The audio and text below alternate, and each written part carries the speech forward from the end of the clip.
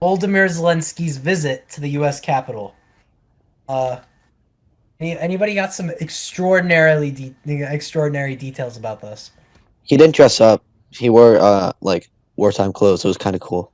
The Kremlin is threatening a long war with Ukraine and its Western allies as Volodymyr Zelensky traveled to Washington, D.C. on Wednesday to meet with Congress and the president to seek more funding and weapons, nearly 10 months after the start of the Russo-Ukrainian war.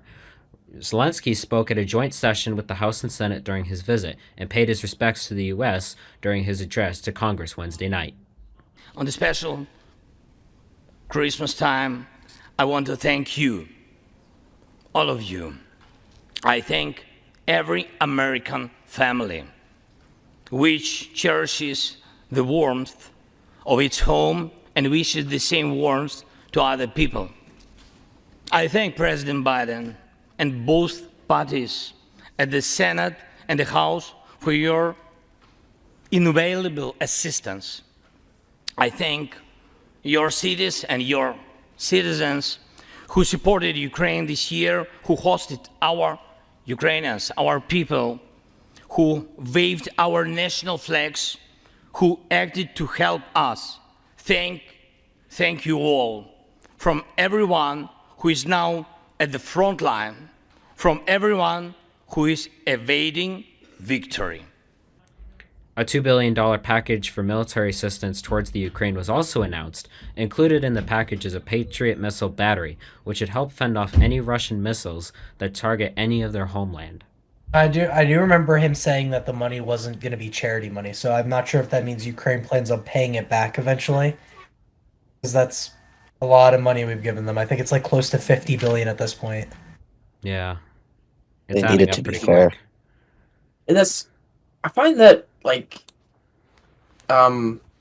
contradicting to the article I read not too long ago, a few minutes ago.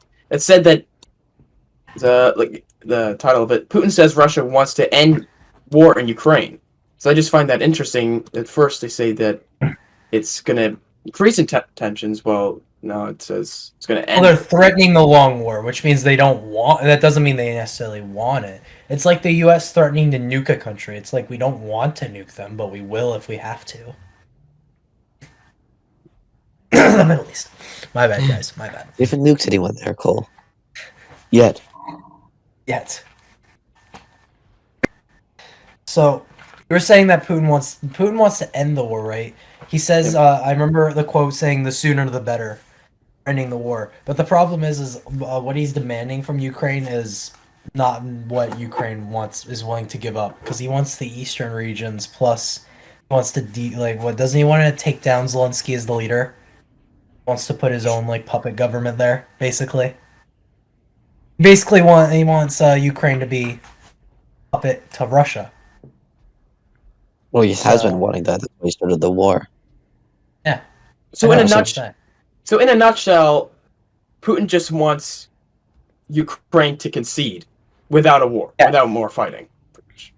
He has been circulating peace talks with Ukraine since mostly the start, so he could at least go in, get out, let's go Russia. But so far, I do believe Zelensky has said that we're not making peace until Russia's completely out of Ukrainian land.